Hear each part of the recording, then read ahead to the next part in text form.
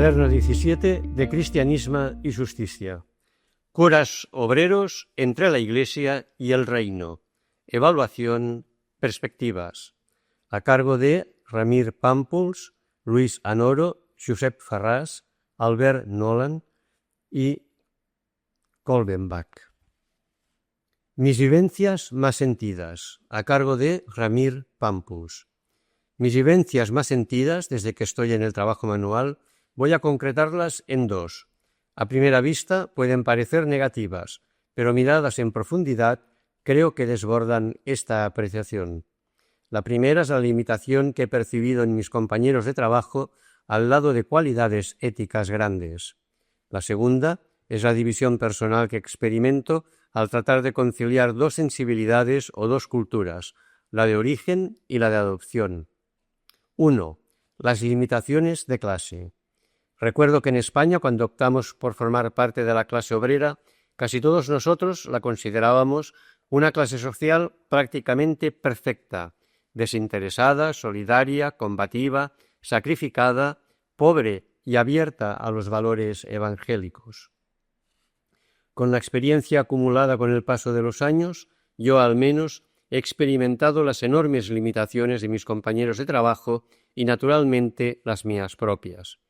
Entiendo que es peligroso y puedo caer en simplismos y falsedades al pretender generalizar, a partir de la experiencia de 12 años y en una fábrica de 450 personas, aunque esta relación sea algo más amplia, con otros trabajadores de mi sindicato, comisiones obreras y de la localidad. Acepto este riesgo y cuento con vuestro juicio crítico. A lo largo de estos años, lo que más me duele y sorprende en los compañeros de trabajo, especialmente en los más combativos, es a. Sus análisis contradictorios de la realidad, en ocasiones, a veces decisivas, una extraña falta de realismo. Por una parte, manifiestan una gran capacidad de prevenir trampas o engaños posibles, imaginando a veces hipótesis increíbles, pero por otra parte, llevados por la inercia de algunos triunfos obtenidos, expresan una gran rigidez en cambiar los planteamientos hasta que la dura realidad les demuestra que se han equivocado. Esta contradicción puede expresarse de otra forma. Frente a un sentimiento de confianza en el colectivo, en su fuerza cuando se decide a luchar unido, se desliza un sentimiento contrario, el de un tal vez inconsciente y sutil complejo de inferioridad frente al patrono a quien por principio se idealiza. Esta lectura esquemática del patrono lleva a una actitud permanente, a veces enfermiza y crispada, de desconfianza visceral, sensitiva, que impide analizar fríamente los diferentes elementos que están en juego y tomar decisiones adaptadas a la realidad. Algunas de estas características ideales, entre comillas, que se suponen en el patrono, se atribuyen también al sacerdote obrero, de quien se supone que procede de la clase burguesa y, por tanto, mantiene todavía contactos y relaciones con aquella, que le sitúan en mejores condiciones que el resto de sus compañeros de trabajo. B. El impacto de la sociedad de consumo. No es que el nivel de vida de mis compañeros de trabajo sea ni tan solo cómodo. Después de muchos años de trabajo con jornadas de 16 horas, han podido acceder a una vivienda en propiedad que todavía están pagando, a unos muebles que no pasan de funcionales, han adquirido electrodomésticos de uso corriente y, como elementos hasta cierto punto superfluos, el vídeo, un pequeño terreno o parcela casi siempre sin edificar y el coche. Pues bien, la lucha constante por la adquisición de estos bienes les ha llevado a privilegiar un sentido economicista en sus luchas y reivindicaciones por encima de planteamientos más globales y de auténtica calidad de vida. Reducción de horas de trabajo, tiempo para la formación cultural o profesional, mayor libertad de comunicación durante la jornada de trabajo, sentido de solidaridad con causas afines al mundo obrero, conflictos laborales en otros ramos en otros países, interés por problemas más globales como la paz, el ecologismo, la mujer, el tercer mundo, etc. La sociedad de consumo y determinados planteamientos sindicales en los que nosotros también hemos caído han marcado el sentido ético originario de la clase obrera y han minado poco a poco sus raíces. De ahí el nuevo sentido corporativista que emerge en algunos colectivos obreros más fuertes y organizados, la aceptación pasiva, incluso por los sindicatos, del trabajo a negro en condiciones de evidente explotación, varios meses sin cobrar, horas a 50 pesetas, sin seguros sociales, trabajo en días festivos, retrocediendo a los primeros años de la revolución industrial. El fatalismo con que se contempla y analiza el fenómeno del paro, la defensa resistencialista y carente de creatividad de los puestos de trabajo, etc. C. Este empobrecimiento ético repercute sobre nuestra capacidad de racionalización. Mi experiencia personal es casi dramática en este aspecto. Al pasar de una situación económica en expansión, de 1960 a 1975, a otra de crisis aguda, 1975-1986, hasta llegar en mi lugar de trabajo a la suspensión de pagos y a una deuda superior a los 3.000 millones de pesetas, lo que yo llamo racionalidad del colectivo se ha encerrado en dos direcciones. Una, que en el actual proceso de crisis valora exclusivamente los logros económicos, por ejemplo, el pago de las pagas extraordinarias, con una notable incapacidad para analizar globalmente la situación por la que atravesamos. Otra, que al analizar tan solo el aspecto económico, se repliega sobre sí misma en una especie de gueto en el que se producen crispaciones periódicas muy intensas que amenazan con dar al traste con los planteamientos más matizados de los líderes naturales del grupo. El resultado de esta larga evolución, que arranca desde la peculiar realidad obrera del franquismo, con sus luchas heroicas, sus líderes indiscutibles, su sindicalismo resistencialista y de comprensible acento economicista, es casi catastrófico por lo que se refiere a mi lugar de trabajo. Agotamiento hasta la crispación del grupo tradicionalmente más luchador, división tal vez definitiva de la plantilla de producción en dos grupos irreductibles que no se hablan entre sí durante las 8 horas de trabajo, deseo de abandonar la fábrica si se ofrece una mínima indemnización. D. A pesar de un análisis tan duro que probablemente responde a una situación bastante personal, tengo que constatar en mi experiencia cotidiana la presencia de otros elementos esperanzadores, a mi entender, propios del mundo obrero. Un instinto de conservación, de auténtico realismo, que posibilita no llevar las acciones a emprender hacia un suicidio colectivo. Una confianza entre ingenua y crítica en los líderes naturales. Un sentido ético elemental pero definitorio de lo mejor que tiene la clase obrera, que es el pretender vivir con dignidad, no aceptar cualquier tipo de explotación, aceptar el riesgo de perder el puesto de trabajo ante unas perspectivas que no aseguran los mínimos para vivir como personas, un dominio del miedo como realidad difusa que tiende a apoderarse de un colectivo en situación crítica, un lenguaje directo que apoya o denuncia actos y personas, etc.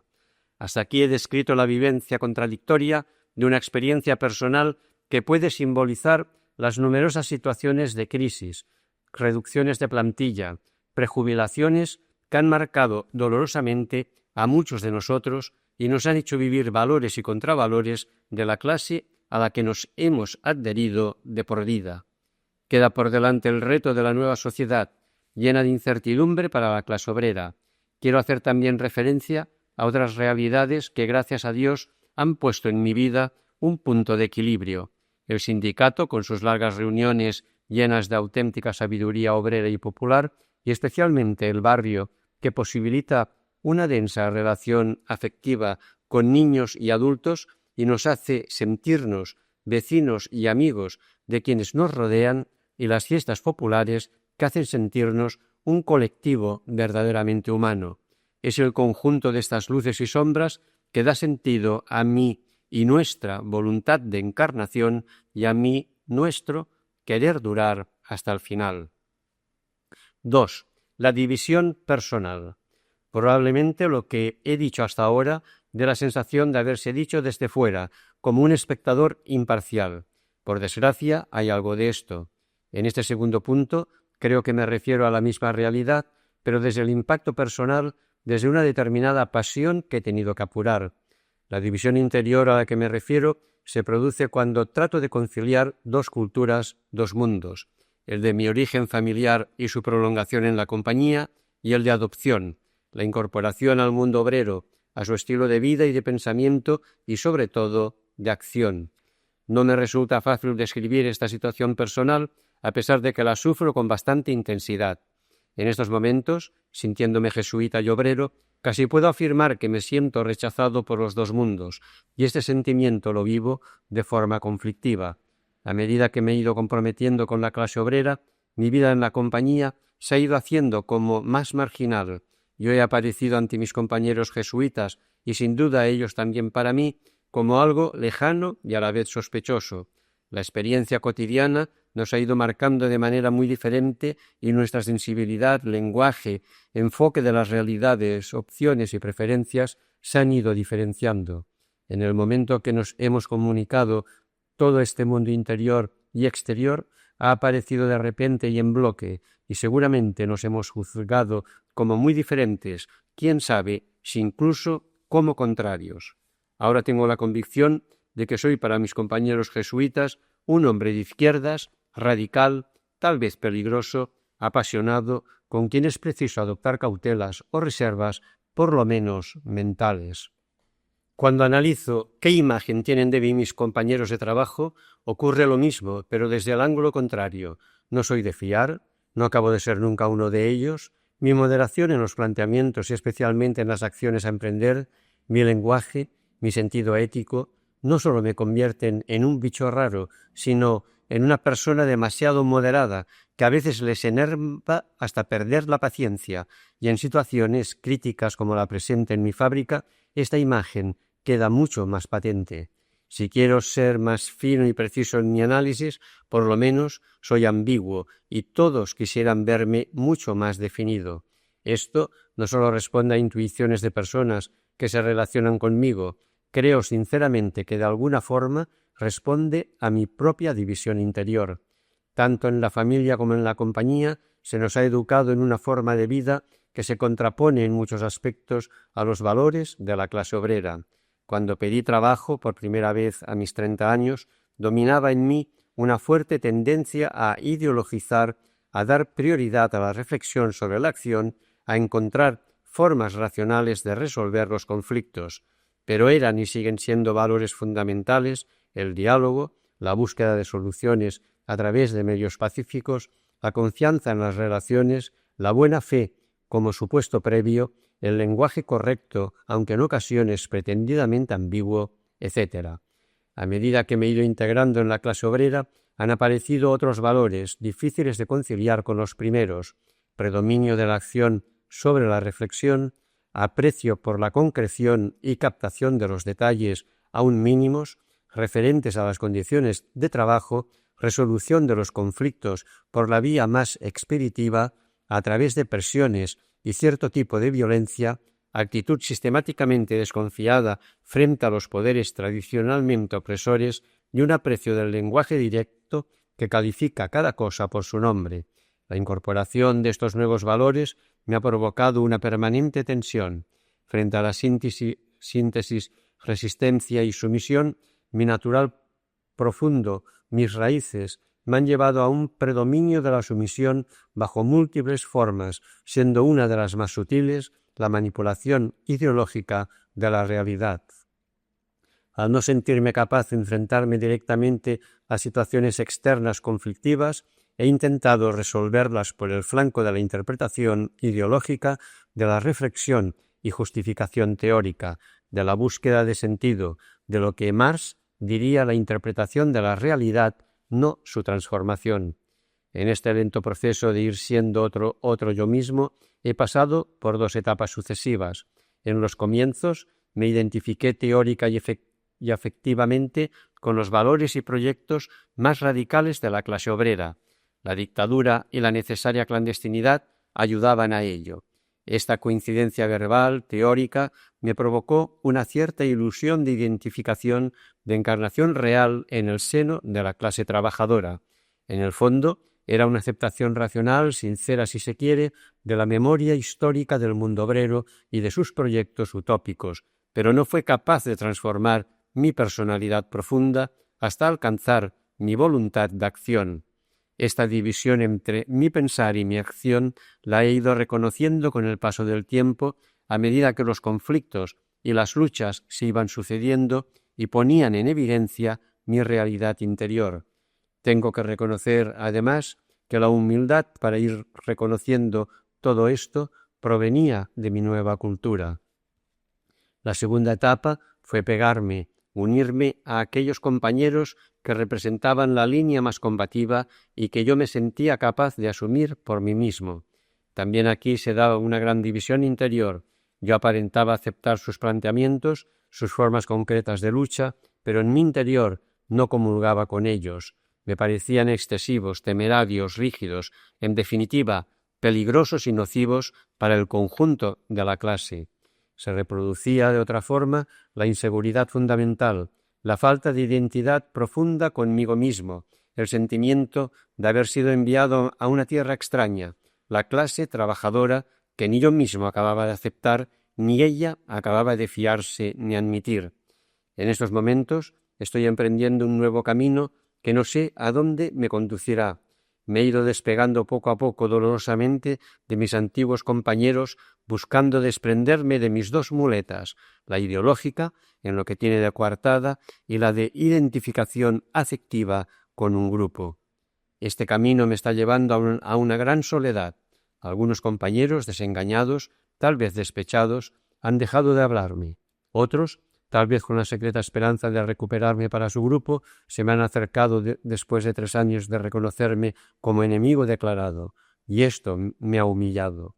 Me digo a mí mismo que no tengo ni quiero tener otro agarradero que mi conciencia. Los años que llevo en este intento casi imposible de encarnación, ¿qué encarnación?, me digo a veces a mí mismo, me dan derecho a ser ya yo mismo, a fundir mi doble ser y a no avergonzarme de él. A pesar de mi buena fe, creo que sigo siendo ambiguo. Pienso, sin embargo, que me queda algo significativo que ofrecer a mis compañeros, mi honesta fidelidad a su causa, mi tenacidad en seguir adelante a pesar de tantas contradicciones y sinsabores, mi secreta esperanza en la causa del pueblo que asoma tenazmente en cada pequeño acontecimiento positivo, mi voluntad de racionalidad en cada planteamiento, el respeto a la pluralidad inevitable, el olvido frente a palabras e insinuaciones apasionadas y ofensivas, el reconocimiento de mis propios errores, de mis contradicciones personales que no acabo de resolver. 3. La misión del jesuita obrero. Una última tensión que quisiera dejar aquí patente es la que se deriva de mi misión como jesuita obrero. Desde mi primer acercamiento al mundo laboral tuve claro que en el proyecto de NO era esencial la evangelización de la clase trabajadora. Después de 15 o 16 años, no sé exactamente cómo llevar adelante esta voluntad sincera de evangelización.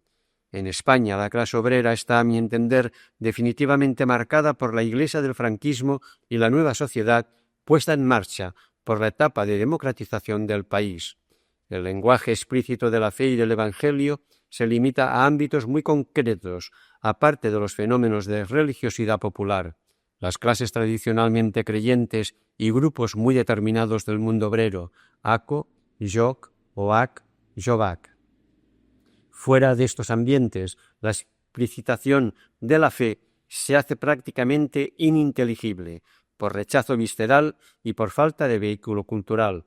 Al no apreciarse los valores cristianos, o mejor, la formulación cristiana de determinados valores, y sobre todo, al rechazarse la opción de fe propia del sentido cristiano de la existencia, nuestra misión, mi misión, parece no tener dónde apoyarse.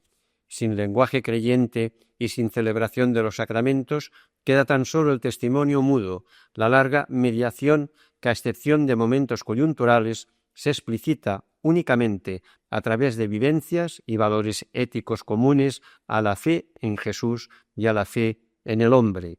Lleva poco a poco a un cierto empobrecimiento del propio y personal sentir religioso, o por lo menos a una nueva división personal, y se apoya cada vez más en un sentir común ético. La comunión profunda con los compañeros de trabajo se da en estas experiencias colectivas en las que se vive intensamente el riesgo de perder el puesto de trabajo, se comparte cuanto se tiene, se aporta lo poco de que se dispone. Por otra parte, vive una dimensión pastoral explícita en el barrio. Es en la Eucaristía dominical donde toda la densidad vivida en el trabajo se vierte sobre el pequeño rebaño, que sin duda se siente también desbordado por esta intensa comunicación de vida secular. En medio de esta doble vivencia quedo yo, procurando ser fiel a las dos realidades, pero mucho más atraído por la más cotidiana y persistente, la del trabajo y la lucha por la dignidad del colectivo al que pertenezco. ¿Cómo unir estas dos vivencias? Tal vez no hay otra respuesta que el don de la contemplación.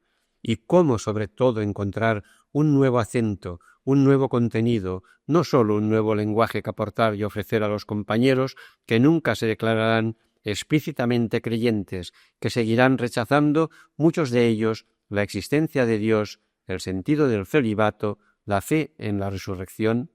Para mí, ni es adecuado refugiarme en el pequeño grupo de creyentes que acuden a la Eucaristía dominical, ni tengo claro lanzarme a la aventura de una fe cada vez más secular, con ninguna referencia al Evangelio del que vivo y por el que me he situado en esta frontera. Pero una vez más, insisto en que es preciso encontrar la vía no religiosa para llegar al Padre, o tendré que conformarme en pensar que mi larga mediación sirve al menos para evangelizar a la Iglesia a la que pertenezco. Integración, vida jesuítica, vida obrera, a cargo de Luis Anoro. Me han solicitado un testimonio personal de integración de la vida espiritual jesuítica y de la vida obrera, poniéndolo en lo posible en relación con la de otros compañeros. Presentaré este testimonio dividido en dos partes. La primera, que titulo Descubrimientos y deficiencias, agrupando los rasgos fundamentales de mi proceso personal a lo largo de estos años. La segunda, titulada Esperanzas, en la que resumo mis inquietudes de cara al futuro. Para situar un poco todo esto, una breve introducción. Mi marco de vida en el espacio y en el tiempo. Introducción, mi marco de vida. Año 1968. Unos pocos años antes, algunos compañeros jesuitas habían comenzado a vivir en diversos lugares como obreros, por lo general en equipo. Casi al mismo tiempo que en otras ciudades, comenzamos en Zaragoza un equipo nuevo. Es una ciudad de 500.000 de habitantes en crecimiento industrial, nudo de comunicaciones de las principales ciudades del cuadrante nordeste de España. Se elige un barrio netamente obrero, Picarral, 15.000 habitantes, y pretendemos llevar adelante un proyecto complejo, integrar la inserción y presencia en el mundo y en el movimiento obrero con la tarea parroquial desde la única parroquia del barrio. 2 miembros del equipo se dedican a esta segunda tarea y 3 a la primera. Yo soy uno de estos. Una reflexión constante en equipo es el instrumento para llevar adelante este proyecto. Mi trayectoria como cura obrero comienza ese mismo año, 1968, trabajando como peón metalúrgico en una fábrica del barrio de unos 150 obreros. Tras organizar el comité de empresa y plantear algunas luchas, soy expulsado 4 años después. Algunos meses de paro me sirven para hacer un curso de tornero y encontrar trabajo en un taller pequeño de donde me echan por la información policial. Trabajo en otro taller de pintura que me despide sin explicaciones y paso a trabajar en el mercado de abastecimiento de Zaragoza. En 1976 puedo mejorar la situación laboral al encargarme de un almacén de electrodomésticos de una firma importante de la ciudad donde voy a permanecer 7 años con un aislamiento creciente y enfrentamiento después con el patrón por actividades sindicales en el sector del comercio. Trabajo 2 años como repartidor de pan en un horno pequeño hasta que por dificultades en la viabilidad del negocio he pasado al paro hace 6 meses. Tengo que advertir que mi participación en la lucha obrera ha sido de ordinario a nivel de la empresa en que trabajaba, excepto durante unos pocos años de mayor participación a nivel sindical y siempre compaginando esta tarea con la Asociación de Vecinos del Barrio, que ha sido mi lugar preferido y prioritario de actividad. 1. descubrimientos y deficiencias. En este momento de hacer una síntesis o balance, he de afirmar que la vida obrera ha constituido para mí una auténtica revelación y descubrimiento de elementos que a partir de entonces he intentado incorporar como característicos de mi existencia. Tengo la impresión de que se trata de cosas muy sencillas e importantes a la vez y, por supuesto, conocidas por bastantes de vosotros. He aquí lo que personalmente me parece más descriptivo de esta vida obrera. El trabajo mismo, con sus exigencias de horario, dependencia, modo de ganar la subsistencia y su compañera existencial, que es la fatiga física. El conjunto de estas dos cosas creo que está en la base de una característica para mí muy importante de la vida, de la clase trabajadora, que yo llamo aguante, una mezcla de dureza, primitivez, resistencia, capacidad de durar. Una vida dura, difícil, admitida como normal entre los que somos trabajadores, pero realmente dura en comparación con el modo de vida de otros sectores humanos que no lo son. Este elemento de dureza sintetiza para mí lo que espiritualmente se puede formular como que en la vida obrera aparecen con más fuerza los elementos de cruz que los de resurrección, y que los denomino así porque considero que este tipo de vida tiene realmente una estructura pascual, elemental, no religiosa, pero real. Otra característica, la importancia de lo elemental como es el cuerpo y la salud, la comida, el descanso y la fiesta, los hijos y las relaciones primarias. Todo esto constituye una gran parte de lo que se habla, el marco en que muchísimos compañeros se mueven. Un nivel algo más profundo que yo he descubierto, se podría enunciar como la prioridad del hacer sobre el decir, una cultura verdaderamente otra en la que los hechos tienen primacía sobre las palabras, las manos sobre la lengua. La vida obrera me parece que permite un conocimiento profundo de las personas concretas, permite una hondura especial incluso en lo que habitualmente llamamos amigos íntimos para señalar una particular relación. Considero que en la vida obrera existen dos claves que permiten dar a la intimidad un peso específico profundo, muy profundo, porque cada uno quedamos al descubierto como realmente somos. Estas dos claves, creo yo, que son el propio trabajo manual, con la cantidad de oportunidades que conlleva de apoyo, ayuda, solidaridad, etc., y los conflictos, pequeños o de clase, a que da lugar la propia condición obrera, verdaderos momentos de revelación de lo que en cada hombre existe, base de recursos y cautelas a tener en cuenta en todo tipo de acción. Todavía un dato más descubierto a partir de las relaciones que se desarrollaban fuera de la situación estrictamente laboral, pero a partir de ella, la importancia del afecto.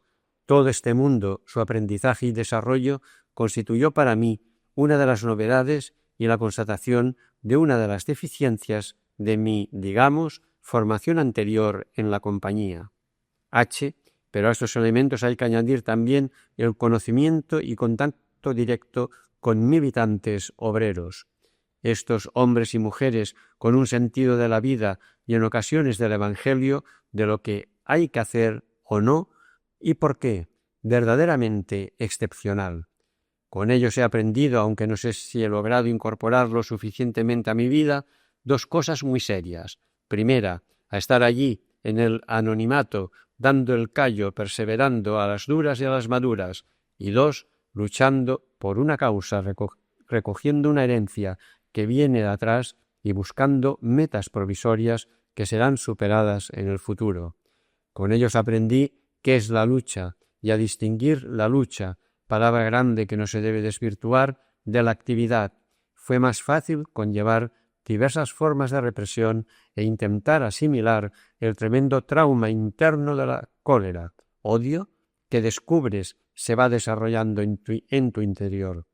Con ellos vas realizando el esfuerzo de analizar y vivenciar por qué pasa lo que pasa, las fuerzas en juego, vas alcanzando como connaturalmente y como una sana adquisición un cierto grado de politización. Y, Quedas así ubicado en un colectivo concreto en la clase trabajadora con un cierto grado de pertenencia y de conciencia de clase, como adquisición real, pero no definitiva, y que se puede perder.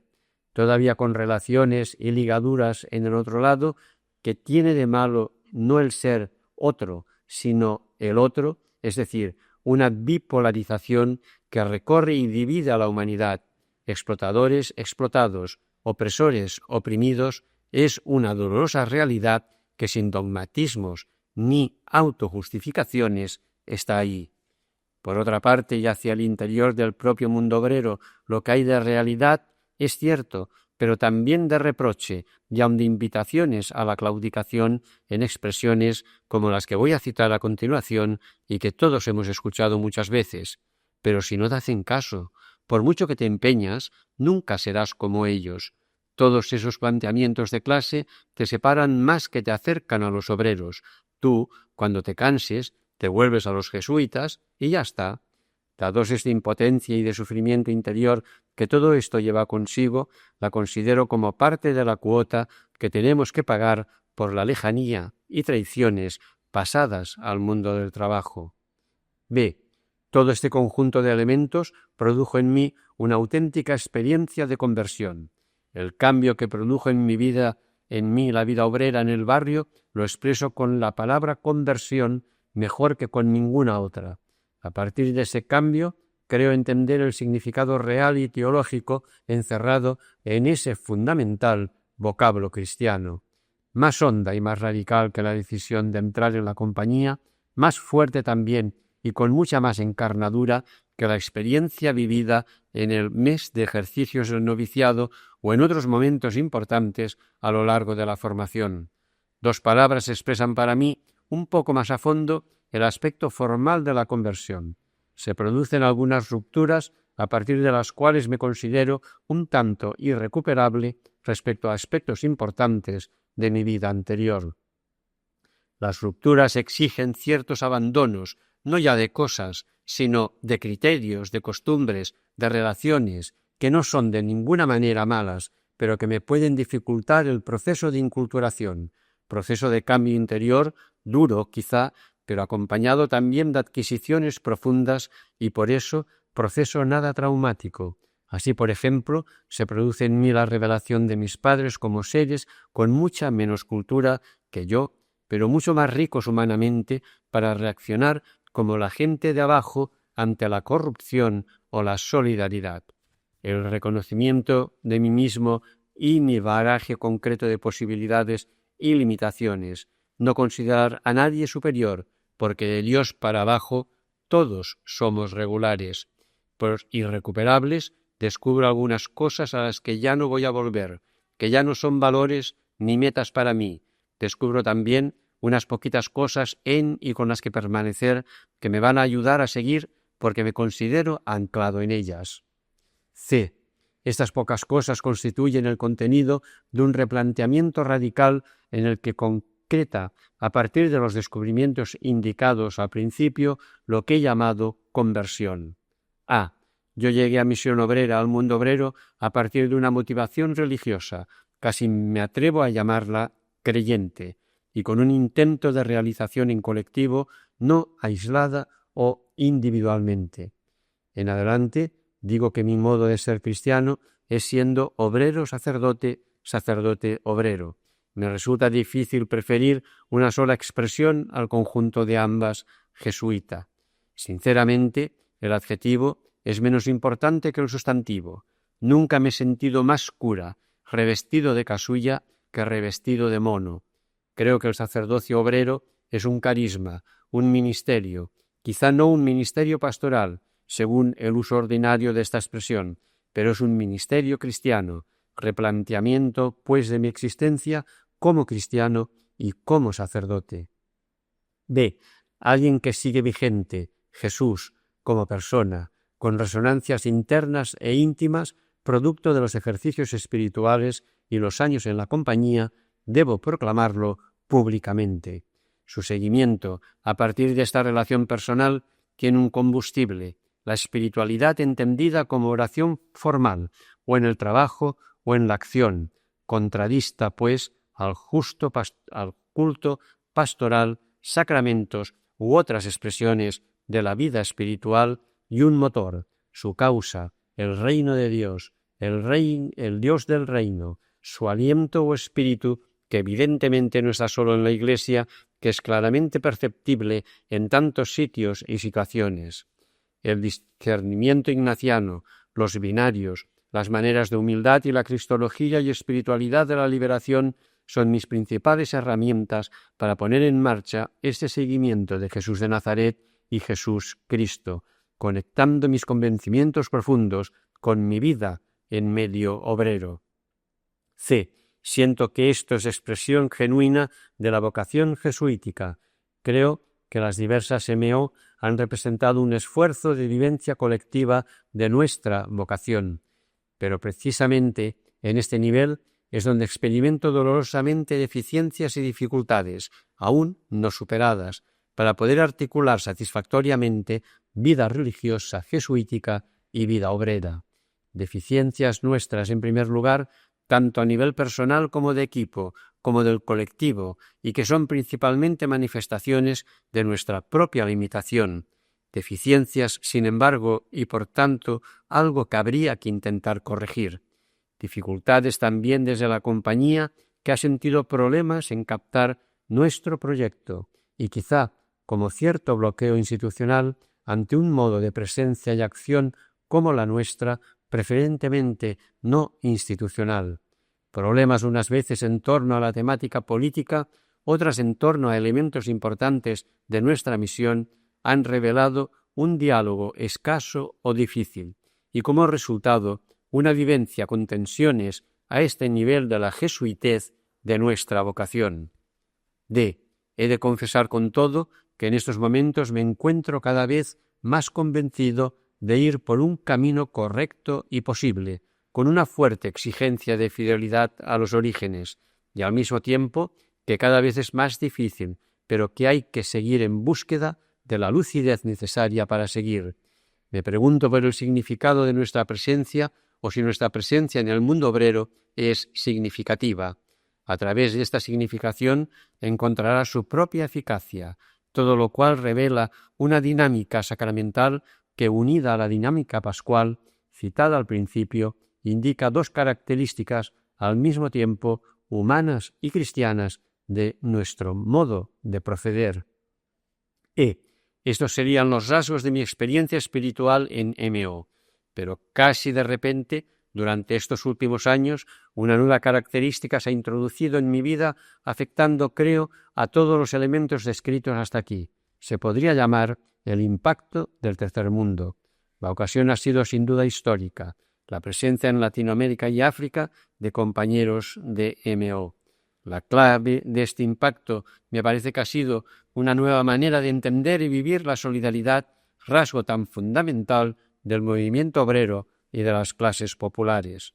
Vivir la solidaridad aquí, en la vieja Europa occidental, porque yo no me siento llamado a marchar a otras tierras, y vivirla al nivel de la propia existencia cotidiana y de la presencia en el mundo obrero, a partir de la constatación de que sólo existe un mundo único, trágicamente traspasado por las contradicciones del sistema imperialista, enfrentado en dos bloques. Vivir la solidaridad a nivel de acción, también luchando contra el sistema, participando, al menos en formas de lucha que duelen al sistema, colaborando así a mantener viva el ansia de emancipación como una necesidad en este Occidente donde aún no es realidad. Me encuentro así resituado, parcial, pero desde esta parcialidad enfocando la globalidad.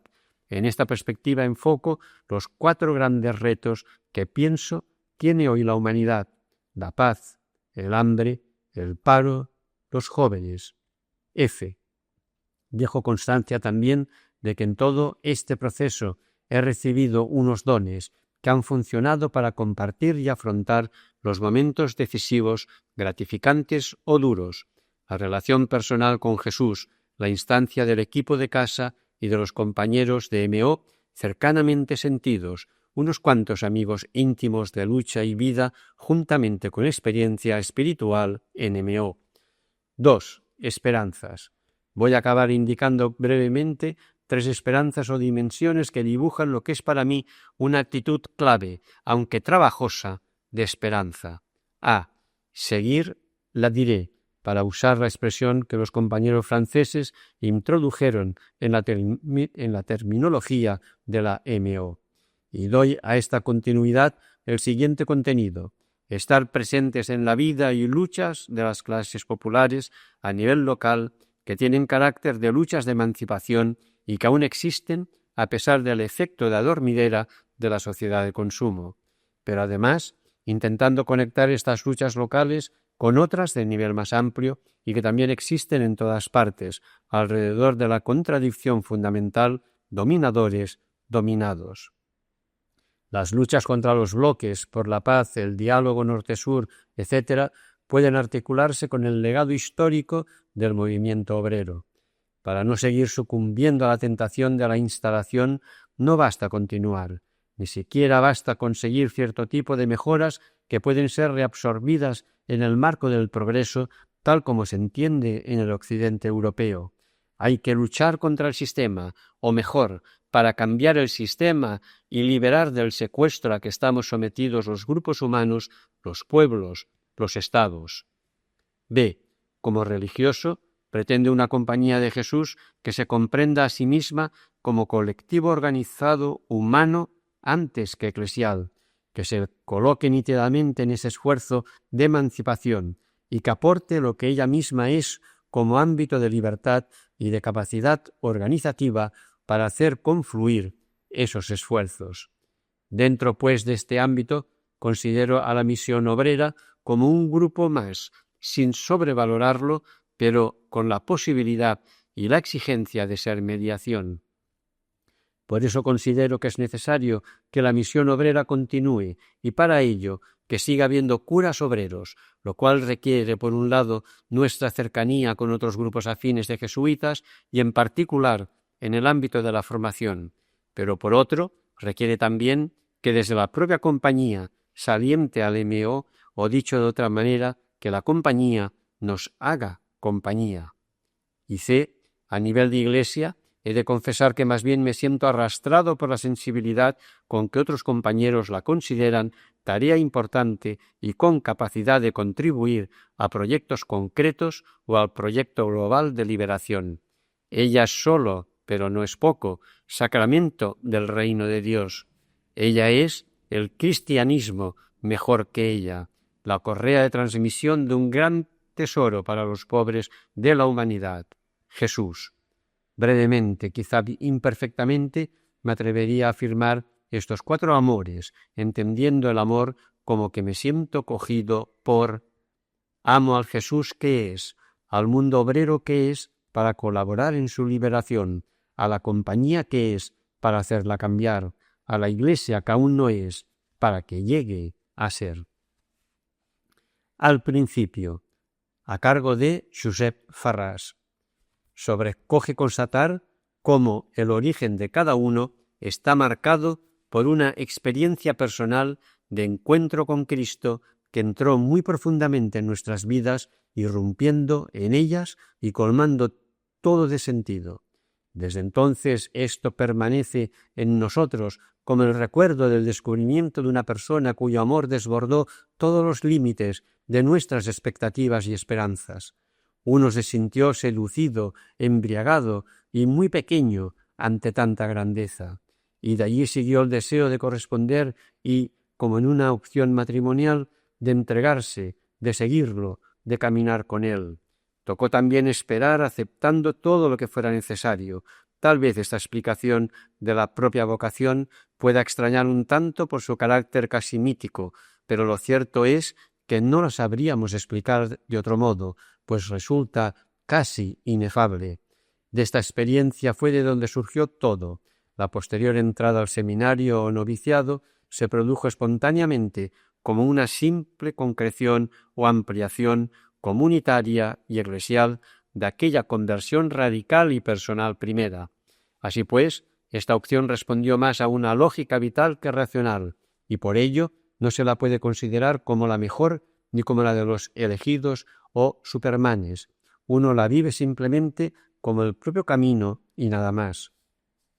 Sin embargo, a pesar de este tono tan íntimo con que hemos descrito la relación con Jesús, no estuvo nunca encerrada en sí misma, sino que desde el principio se vivió como una vocación para los demás, aunque fuera de una forma imprecisa, especialmente para los pobres. Todo ello no nos dispensó, por tanto, de amar ni de asumir las responsabilidades de la vida. Poco a poco, a causa de diversas influencias, movimientos, modelos de vida, el propio itinerario, aquella referencia primera se fue concretando en el mundo obrero, al que nos fuimos acercando con una actitud compleja, la de estar con la gente, intentando identificarnos al máximo con ella, la de ser fieles al pueblo, dispuestos a pudrirnos en él, luchando con él, la de anunciar y hacer presente a Cristo en el corazón del Éxodo. A partir de aquí se desprende todo un proceso personal que afirma y enriquece la actitud y opción primeras. Se redescubre y se vive la fe de una forma real, concreta, no teórica. El reino se va identificando cada vez más con la causa del pueblo y el yo se va desplazando de su individualismo para ponerlo al servicio de los demás, recuperando así el viejo valor de la disponibilidad. De este modo, uno se encuentra casi sin saber cómo, luchando por una causa común en la que se sufre la ambigüedad del ya sí, pero todavía no, y en la que se va descubriendo que no todo depende de nosotros. Poco a poco se va aprendiendo a vivir la opción religiosa en el anonimato vulgar de la gente, padeciendo las mismas crisis, tanto de aquellos que tienen fe como de los que no tienen.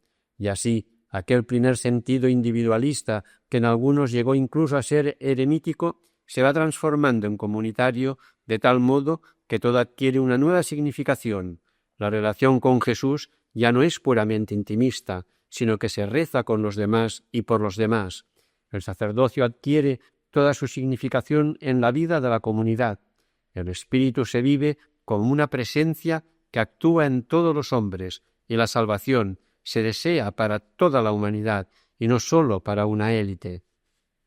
La misma evangelización se transforma de la prepotencia del dar en la discreción de testimoniar con la propia vida lo que uno cree, pero también se descubre la tensión de dos mundos enfrentados y que no hay ninguna posición neutra.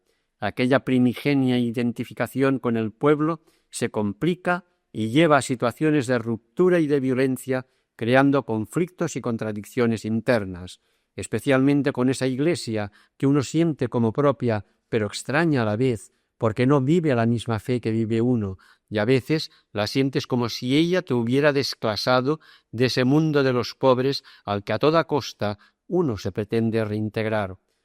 Uno se siente molesto ante un mundo clerical, jerarquizado y estructurado, que ha profesionalizado y burocratizado los gestos de fraternidad. Quisiera que en la Iglesia todo fuera mucho más sencillo, sin necesidad de montajes parroquiales o institucionales. Todo ello crea momentos de malestar, de desorientación, incluso de fuertes tensiones psicológicas. Unos lo superan pasando de las estructuras y yendo por libre. Otros, en cambio, se afirman en sus propias opciones y en las instituciones a las que pertenecen.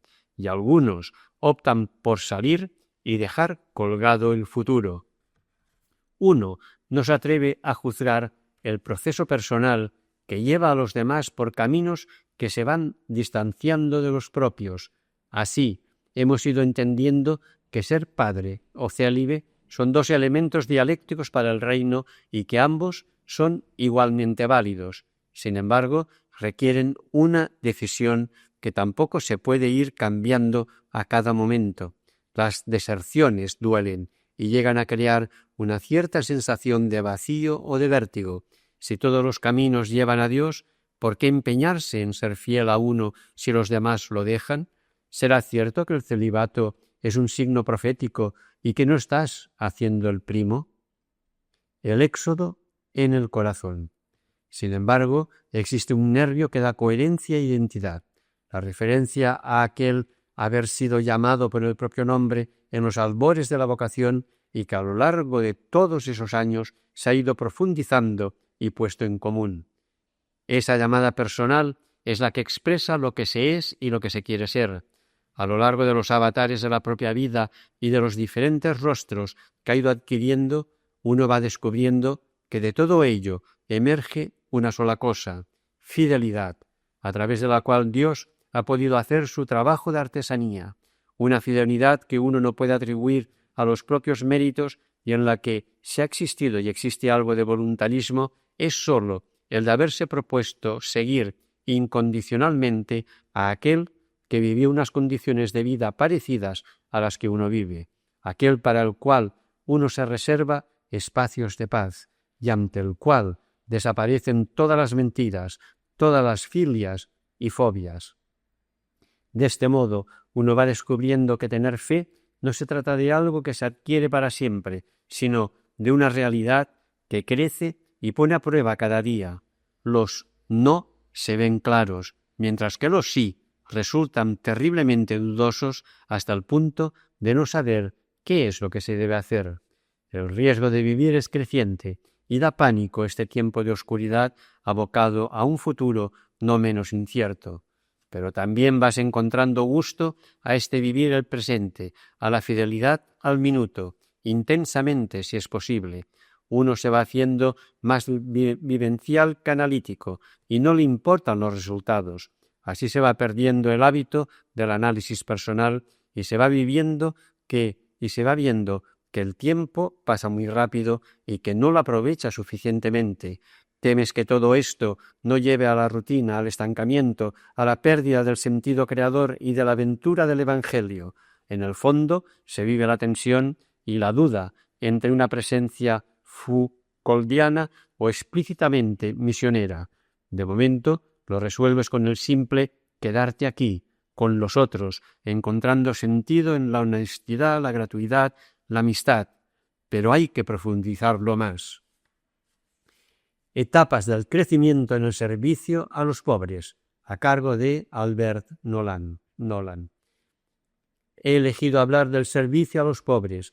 Deseo hablar de lo que significa este servicio y cómo debe desarrollarse, así como del progreso espiritual que podemos obtener en nuestro servicio a los pobres en los diferentes modos en que tratamos de realizarlo.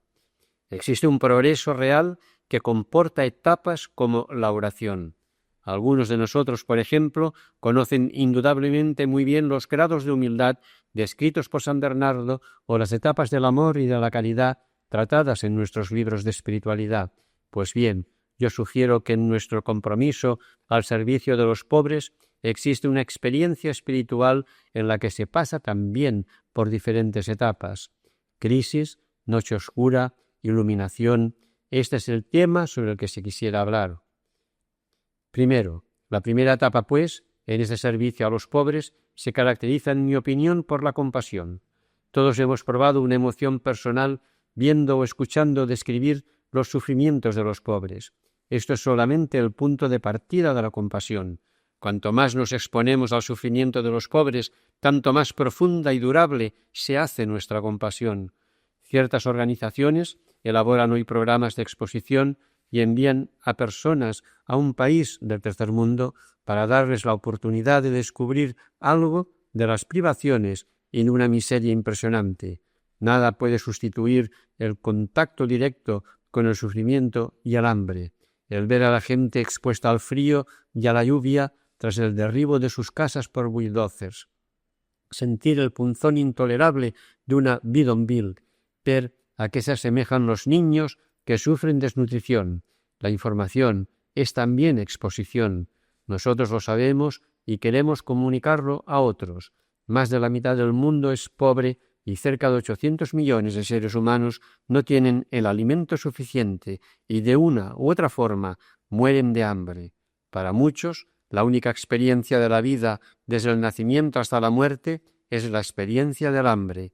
Todo tipo de información puede ayudarnos a progresar en la compasión y preocupación por los pobres, previsto, ciertamente, que no pongamos obstáculos endureciendo nuestro corazón o diciendo «no es asunto mío» o «yo no estoy en grado de hacer nada al respecto».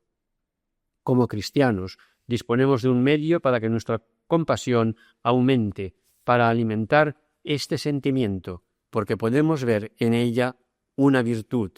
En verdad, podemos considerarla como un atributo divino. Cuando pruebo este sentimiento, participo en la compasión de Dios, en lo que Él siente ante el mundo actual. Mi fe cristiana me permite también profundizar mi compasión descubriendo el rostro de Cristo en los que sufren, recordando que todo lo que hacemos al más pequeño de nuestros hermanos y hermanas, lo hacemos a Él. Todo esto ayuda, y esta compasión creciente conduce a la acción de dos tipos en la que quizá estamos comprometidos en una cierta medida. El primer tipo consiste en lo que se llama de ordinario asistencia, recoger y distribuir alimentos, dinero, mantas, vestidos, o hacerlo de manera sofisticada para ayudar a los pobres. El segundo tipo deriva inmediatamente de nuestra compasión y consiste o consistiría en simplificar nuestro estilo de vida, en tratar de vivir sin artículos de lujo, en tratar de ir poniendo a un lado dinero para los pobres, en tratar de evitar lo superfluo, etc. Nada de extraordinario en esto. Forma parte de una larga tradición cristiana, compasión, limosna, pobreza voluntaria. Segundo, la segunda etapa comienza cuando se descubre poco a poco que la pobreza es un problema estructural, es decir, que la pobreza en el mundo actual no es un simple asunto de mala suerte, de desaprovechamiento de ocasiones, inevitable y debida a la pereza o a la ignorancia o simplemente a la falta de desarrollo. La pobreza en el mundo actual es el resultado directo de estructuras políticas y económicas. Con otras palabras, la pobreza que constatamos en el mundo actual no es un accidente, es una creación. Estaría tentado de decir que ha sido creada, fabricada por determinados políticos y sistemas. Dicho de otro modo, la pobreza en el mundo es una cuestión de justicia y de injusticia, y los pobres del mundo son seres que sufren a causa de una terrible injusticia. Ellos son los oprimidos y los pobres del mundo. No es que yo quiera acusar a personas individuales. Ciertamente, la avidez de los ricos es la causa de los sufrimientos de los pobres, pero lo que me esfuerzo en decir aquí es que se trata de un problema de estructuras. Esto caracteriza a lo que llamo la segunda etapa de nuestro desarrollo espiritual, porque este descubrimiento conduce inmediatamente a la indignación, o por decirlo sin pelos en la lengua, a la cólera contra los políticos, contra los gobiernos por su falta de compasión, a causa de su política que causa pobreza y sufrimiento. Ciertamente, la cólera es una emoción que suscita en nosotros, los cristianos, un cierto malestar. Cuando tomamos personalmente conciencia, nos sentimos un poco culpables, pero en un sentido muy importante es lo contrario de la compasión. Si no podemos sentir en nosotros la cólera, no podemos tampoco compadecer. Si mi corazón se conmueve ante los que sufren, debo encolerizarme contra los que hacen sufrir. El problema para los cristianos es, bien entendido, que pueda explotar una crisis a este punto. ¿Y el perdón? ¿Y el amor a los enemigos? En primer lugar, no confundamos cólera y odio. Puedo encolerizarme contra una persona que amo. Una madre puede encolerizarse con un hijo que ha tratado de prender fuego a la casa. Y nosotros debemos encolerizarnos contra el niño porque le amamos y nos preocupamos de él y porque tenemos que demostrarle que se trata de una cosa seria. Alguna vez, pues, debo encolerizarme. A veces debo compartir la cólera de Dios. La Biblia está llena de la cólera de Dios, lo que a veces nos parece más un obstáculo que una ayuda para nuestra vida espiritual. Cuando sugiero compartir la cólera de Dios, no deseo hablar de odio, sino más bien, como decimos muy frecuentemente, no se trata del odio hacia el pecador, sino del odio al pecado. Lo que quiero decir aquí es que cuanto más comprendamos el problema estructural como tal, tanto más debemos perdonar también a los que son la causa.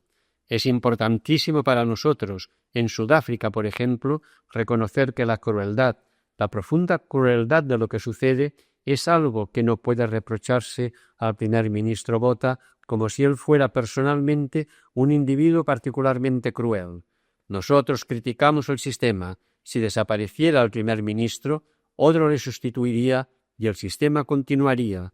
No se trata de odio, de acusaciones, de cólera dirigidos contra individuos como tales, sino de una indignación formidable contra un sistema que engendra tanta miseria.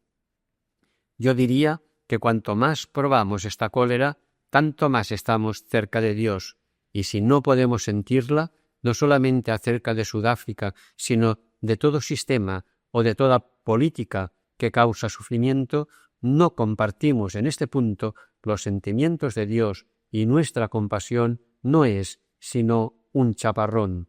Durante la segunda etapa, o nuestra acción cambia algo o no iremos más lejos que antes. En efecto, desde que comprendemos que el problema de la pobreza en el mundo es un problema de estructuras, un problema político, nos sentimos movidos a cambiar la sociedad. La asistencia mira más a los síntomas que a las causas, se asemeja al tratamiento curativo, mientras que trabajar por un cambio social es algo semejante a un tratamiento preventivo. Nosotros queremos cambiar las estructuras, los sistemas que crean la pobreza y no solamente ayudar a la gente cuando sufre esta pobreza. Ambas cosas son necesarias, pero en esta etapa se comienza a reconocer la necesidad del cambio social. Esto puede suscitar una actividad extraordinaria, acción por el cambio social, esfuerzos para combatir los sistemas y quizá cambiar los gobiernos, compromisos políticos, campañas de todo tipo. Algunos se sienten paralizados. ¿Qué hacer contra el sistema? No puedo hacer nada para conseguir un cambio estructural. ¿Qué se puede hacer en Bretaña a propósito de las estructuras mundiales y políticas que engendran la pobreza? Algunos se sienten completamente paralizados al pensar en ello. Otros, en cambio, se hacen más activos. Tal es, a mi juicio, la segunda etapa. Una lucha se verifica entonces en el interior de la persona. 3. Llegamos ahora a la tercera etapa. Es difícil encontrarle un nombre. Esencialmente se designa cuando se descubre que los pobres deben salvarse ellos mismos, que llegarán a hacerlo y que verdaderamente no tienen necesidad ni de ti ni de mí. Espiritualmente es la etapa en la que uno se va a poner con humildad al servicio de los pobres. Antes de llegar a esta etapa, tendemos a creer que podemos o debemos resolver sus problemas. Nosotros, los europeos, miembros de organizaciones de asistencia, burgueses concientizados, quizá la Iglesia, los dirigentes, solos o con otros, debemos resolver estos problemas de los pobres.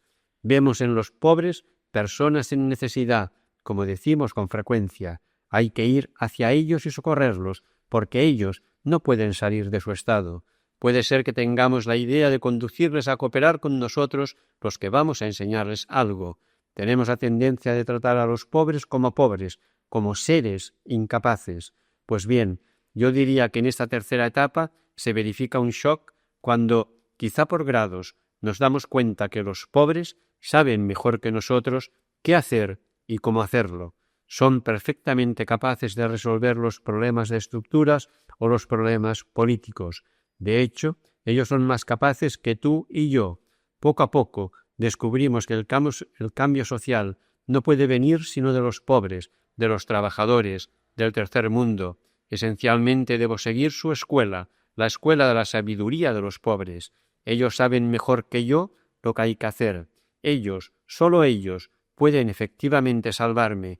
Yo necesito algo que solamente ellos pueden darme. La cuestión no es que yo tengo cosas que yo solo puedo darles. Es posible que este descubrimiento en términos espirituales dé lugar a una crisis. Puede asimismo desembocar en una conversión muy profunda. Yo mismo llegué para un trabajo pastoral tras un doctorado de teología en Roma. Creía tener las respuestas. Poco a poco me fui dando cuenta, sin embargo, que no sabía nada y que personas sin instrucción, la gente pobre y sencilla en apariencia, a los que tenía que hablar muy sencillamente, sabían mejor que yo qué significa la fe, sabían mejor que yo, por ejemplo, lo que había que cambiar en Sudáfrica y cómo había que cambiarlo. Tuve que convertirme. Descubrimos que los pobres son el instrumento elegido por Dios y no yo. Los pobres mismos son el pueblo que Dios quiere y va a utilizar en Cristo para salvarnos a todos de la locura de un mundo en el que tantos hombres mueren de hambre en medio de tantas riquezas. Esto puede hacernos tocar con la mano la acción de Dios y su presencia en los pobres. Ellos no son más objetos de compasión, nosotros no vemos más el rostro de Cristo en sus sufrimientos, sino que descubrimos en los pobres a Dios que me sirve, a Dios que nos salva, a Dios actuando y hablándonos hoy. La tentación en este tercer estadio es el romanticismo, hacer romanticismo acerca de los pobres de la clase obrera del tercer mundo.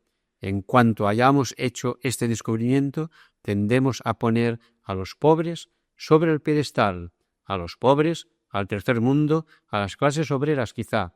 Podemos llegar a ponernos en una posición en la que, si alguien es pobre y dice algo, esto debe ser infaliblemente cierto, o si alguno viene del tercer mundo, todos debemos escuchar sencillamente porque viene del tercer mundo, y si hace algo, debe ser correcto. Esto es romanticismo y algo que no tiene sentido. Por otra parte, es un tipo de sinsentido romántico que, en cierto modo, todos parece que necesitamos en cierto estadio. Mientras sepamos lo que estamos haciendo, no creo que sea necesariamente algo malo, pero puede llegar a ser un problema al final de este tercer estadio. Llegaremos probablemente a una crisis de desilusión porque la gente del tercer mundo o los pobres no han vivido esa heroica imagen que teníamos de ellos. Algo hemos entendido mal, no hemos comprendido bien el problema estructural. Esto no quiere decir que los pobres en sí y por sí mismos son diferentes que cualquier otro ser humano. Tienen sus problemas como cualquier hijo de vecino. 4.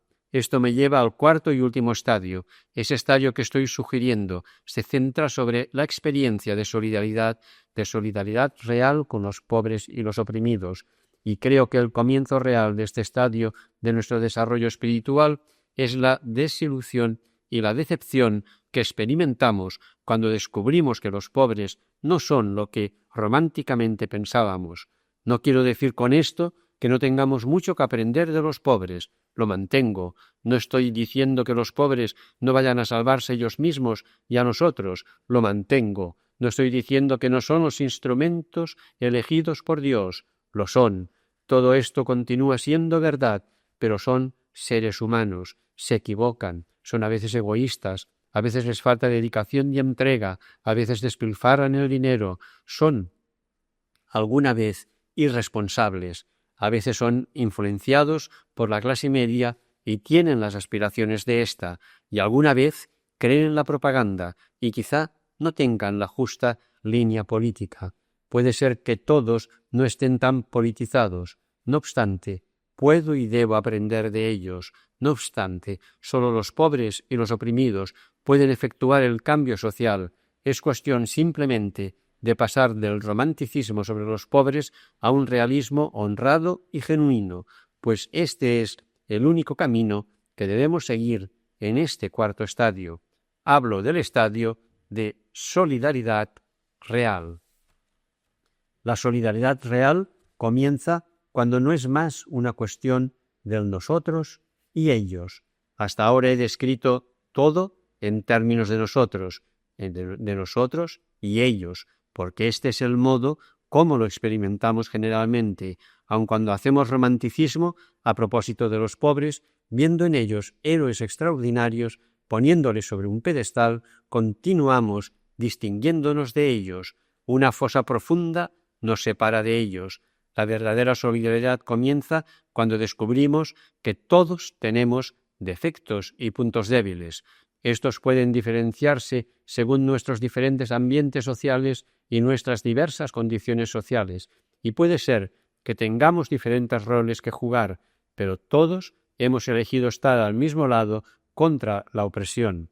Ya estemos en Europa o en Sudáfrica, blancos o negros, provenientes de la burguesía o de la clase obrera, todos podemos estar al mismo lado contra la opresión, aun siendo bien conscientes de nuestras diferencias. Podemos trabajar y luchar juntos contra nuestro enemigo común, las políticas y los sistemas injustos, sin considerarnos nunca unos a otros inferiores o superiores, respetándonos mutuamente, aun reconociendo los límites de nuestro condicionamiento social. Esta experiencia, y es una experiencia de solidaridad con la causa de la justicia de Dios, puede convertirse espiritualmente en una experiencia de solidaridad con Dios en Jesucristo. Con ello se resuelven nuestros problemas, relaciones con los otros, sentimiento de superioridad, de culpabilidad, visión romántica. A través de eso nos abrimos a Dios, a los otros, a la causa de Dios por la justicia y la libertad. Aquí se encuentra un ideal altísimo y sería una ilusión imaginarse que podemos obtenerlo sin una larga lucha personal que nos hará pasar por diversas etapas, noches oscuras, crisis, combates, shocks, desafíos que superar. Las 4 etapas que he descrito aquí no tienen nada de rígido, no hay que superarlas exactamente una tras otra, todas están entremezcladas, pero he presentado este modelo con la esperanza de que nuestra actitud hacia los pobres permanezca siempre abierta a un progreso continuo. La sola verdadera desgracia para todos nosotros consistiría en quedar bloqueados en alguna parte a lo largo del camino. Si así fuera, no podríamos comprender a los que nos precedan. Si no vemos que se trata de una marcha, no comprenderemos tampoco a los que se encuentran todavía al comienzo. Es necesario que comprendamos que la Iglesia y nosotros mismos avanzamos según un proceso, un desarrollo espiritual, un crecimiento, una lucha. Todos estamos implicados en esto y debemos ayudarnos y apoyarnos unos a otros. Trabajemos en pro de este proceso, estimulémosle, continuemos la lucha dentro de nosotros. Esto es hoy la única manera de acercarnos a Dios y ser salvados. La fe que se realiza en la justicia, a cargo de Peter Hans Kolbenbach. Ante todo, os doy las gracias por haberme acogido entre vosotros. Me he alegrado de recibir vuestra invitación porque tenía un gran deseo de conocer la misión obrera no solamente por fuera, sino también, por más que no bastan 2 días, por dentro. Y primero quisiera traeros el saludo y creo también las oraciones del padre Arrupe. He podido verle justamente antes de partir y conociendo el interés que siempre tuvo por la misión obrera, le he dicho que iba a estar un día con vosotros en Lanzo. Como sabéis, prácticamente ya no reacciona. Tenemos la impresión de que entiende, pero ya no puede expresarse ni siquiera con las manos o con una sonrisa. Pero tengo la seguridad de que lleva estas jornadas de Lanzo en el corazón. No he venido a Turín para deciros que vuestra misión en la Iglesia y para el pueblo de Dios es importante. Eso ya lo sabéis. Desde la Congregación General 32 ya no es solo este grupo, sino toda la compañía la que asume y reconoce esta tarea. La dimensión de la promoción de la justicia, cuyos pioneros y representantes más caracterizados y visibles sois y seguís siendo particularmente en Europa. Quisiera pediros, aun cuando no puedo daros consejos muy precisos sobre el futuro de esta misión obrera en Europa, que seáis fieles a la intuición inicial, que es vivir en el corazón del mundo obrero y con los más pobres, expuestos a la cohabitación, el compartir, la solidaridad con ellos, aun reconociendo y no minimizando las grandes evoluciones económicas y sociales en el mundo obrero y popular de Europa. No obstante, en medio de estos cambios, la misión obrera conserva su manera de proceder, estar con, vivir con, compartir las condiciones de vida, precariedad, explotación e inseguridad que siguen siendo idénticas. Quisiera simplemente informaros, como tenéis derecho a ello, sobre cuál es la situación en la compañía de hoy sobre este famoso decreto 4 de la Congregación General 32. No hablo solamente de Europa, sino de toda la compañía. Es verdad, y ello resulta quizá un tanto sospechoso, que el decreto 4 no tropieza ya con la resistencia que despertaba hace 10 años. Ha habido provinciales que me han dicho que se encuentran un poco preocupados de ver que después de la Congregación General 33 ha hablado de amor preferencial por los pobres los jesuitas se reconocen un poco demasiado fácilmente, de una forma u otra, en ese amor preferencial por los pobres, considerando prácticamente como pobres a todos aquellos a quienes les falta alguna cosa. ¿Y quién hay en el mundo a quien no le falte algo? Puede que al hablar de integración y decir que no solo todo jesuita, sino todas las obras de la compañía deben estar integradas en esta misión de la promoción de la justicia en nombre del Evangelio, algunos han creído que era cosa hecha, cuando en verdad se trata de una tarea sumamente dura por realizar. Hay que reconocer, he preguntado a varios explícitamente sobre este punto, que hoy todos están convencidos de que la promoción de la justicia está presente en la conciencia de todos los jesuitas. La práctica podrá no corresponder a la teoría, pero todos saben que hoy no es ya posible tomar una decisión en la compañía, abrir una casa o cerrarla, renovar las cosas o dejarlas como están, sin tener en cuenta la promoción de la justicia, y que yo sepa, esto se hace. Hay que decir que la Iglesia, en este punto, ha avanzado enormemente. Durante sus viajes pastorales, el Papa Juan Pablo II habla un lenguaje bastante más fuerte que el del Decreto 4, que antaño parecía tan provocativo. El discurso de Edmonton en Canadá, la reciente carta al episcopado brasileño, por no citar las homilías de Colombia, hablan un lenguaje clarísimo, insoslayable para todo jesuita. Hay que reconocer asimismo que hoy aparece más clara la verdadera inspiración del Decreto 4. Yo tengo que confesaros, y algunos de los presentes son testigos, que me quedé boquiabierto durante la Congregación General 32 porque venía del Medio Oriente y me encontré con una problemática de la que jamás había oído hablar. Ni las palabras promoción de la justicia, ni cosa que se le pareciese, me eran conocidas, y eso que vivíamos en la miseria de Egipto y en las precarias condiciones propias de los países del Medio Oriente. Es posible también, creo yo, que al reunirse la Congregación 32, la compañía se encontraba orientada unilateralmente hacia tareas tradicionales y simplemente para corregir esta inclinación era preciso exagerar el sentido contrario, lo que se hizo alegremente. A partir de la Congregación 32, varios tenían la impresión de que la compañía estaba dividida en dos sectores de trabajo, a saber, el de la promoción de la justicia, que tenía futuro, y el del trabajo tradicional, que estaba condenado a desaparecer. Hay todavía provincias donde estas tensiones entre ambos sectores persisten, como si la compañía no pudiese hacer las dos cosas al mismo tiempo. Pero en conjunto, la compañía tiene conciencia de que todo trabajo que nos confíe el Señor debe ir profundamente marcado por la promoción de la justicia en nombre del Evangelio. Existe hoy una tendencia a reemplazar la promoción de la justicia con el amor preferencial y no exclusivo de los pobres. Los documentos más recientes de la Santa Sede, particularmente las reacciones sobre la teología de la liberación, se centran en torno al amor que exige el nuevo mandamiento de Cristo. Se trata seguramente del lenguaje más enérgico que pueda hablar la Iglesia en nombre del Evangelio.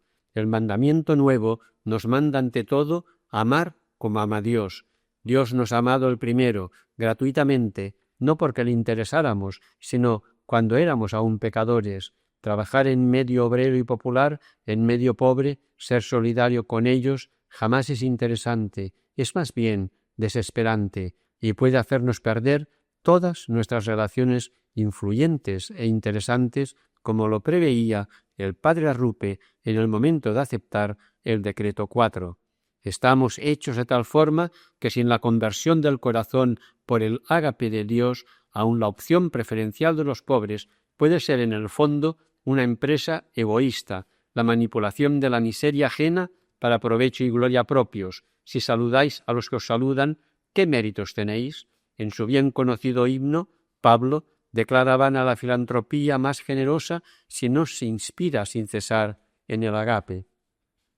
Ese mandamiento nuevo que trastorna radicalmente nuestras perspectivas, cambiando la pregunta ¿quién es mi prójimo? Por esta otra, ¿cómo ser prójimo del otro? Ese mandamiento nos hace descubrir nuevos pobres, nos abre los ojos a las nuevas situaciones de pobreza que genera la sociedad, Es esta quizá una realidad en nuestros días cuando la misión obrera debe proyectarse hacia otros del mundo obrero y popular, el extranjero, el cuarto mundo, los excluidos, los abandonados incluso por los mismos sindicatos. Hablando en general, el mandamiento nuevo se opone a todo exclusivismo porque todo hombre, y no solo el pobre considerado como tal por nuestra cultura, religión o ideología, tiene un valor. Nuestro Padre espera en él que no debe depender de mi manera de amar, a veces para dar toda su fuerza al decreto 4 de la Congregación 32, algunos limitan la promoción de la justicia a solo los pobres que son víctimas de la opresión y la explotación, y consideran a los refugiados minusválidos, huérfanos, drogados y presos fuera del ámbito de la promoción de la justicia como pertenecientes más bien al de la asistencia y ayuda caritativa. Sin duda, una cosa es englobar a todos y a todo dentro del término pobre, bajo pretexto que a todo hombre le falta algo, incluido el más rico, y otra cosa es discernir formas de verdadera pobreza espiritual y material y considerar delante del Señor del mandamiento nuevo juntos la forma concreta que hay que dar al agape aquí y ahora, vistas las urgencias del barrio y los límites y cualidades de cada uno de nosotros. Cuanto rehúse esta apertura a las necesidades nuevas en fidelidad a la misión de fondo, esta disponibilidad muere o está condenada a morir. El mandamiento nuevo comporta también y por último el don de sí mismo, de su persona. Mientras solo demos de lo nuestro, no damos nada. Dar su vida a ejemplo de Cristo. De ahí la importancia del encuentro personal, limitado y con todo eficaz. He ahí el lenguaje bíblico más fuerte que puede hablar la Iglesia. No obstante la diversidad de opiniones al respecto, el amor preferencial de los pobres como expresión del mandamiento nuevo no edulcora el decreto 4, por más que algunos, equivocadamente, piensen que bajo esta forma es menos exigente, más religioso y menos amenazante. Precisamente lo contrario es verdad. Con todo, me parece a mí, hay que mantener la promoción de la justicia. El padre Arrupe repetía, no se puede hacer justicia sin amor, y no podemos despojarnos del amor cuando resistimos a la injusticia, porque para Cristo la universidad del amor es un mandamiento que no sufre excepción. Igual que desde el principio de la compañía la proclamación de la fe es inseparable de la promoción de la justicia, no de otra manera amor y justicia son inseparables, y no por razones de belleza conceptual o defensa mutua. La justicia nos empuja al dominio concreto, a pisar tierra, allí donde falta lo que el hombre necesita para ser hombre, el campo de la realidad socioeconómica del hombre, donde sólo la ideología marxista parece tener la palabra justa. Por su mismo realismo, el uso de la palabra justicia no permite escapar a los problemas muy concretos y reales de nuestro tiempo, problemas que se atribuyen con excesiva facilidad a estructuras fatalmente injustas de nuestra sociedad, cuando en efecto se deben a una libertad humana injustamente usada. Al realismo de la injusticia debe corresponder el realismo de la promoción de la justicia, una justicia reivindicativa no en su propio nombre, sino en el del Evangelio, del amor ajeno, preferentemente otro hombre amenazado, víctima de injusticias y sin voz. Lo que en el momento de redactar el decreto 4 no parecía quizá tan claro, se ha hecho en la práctica y la experiencia lo más obvio, a saber, la relación intrínseca entre la justicia socioeconómica con todos los derechos humanos que evoca y comporta la justicia del Evangelio por la que Cristo muere y la justicia de Dios en el sentido paulino que cimenta toda justicia humana transformando nuestro corazón.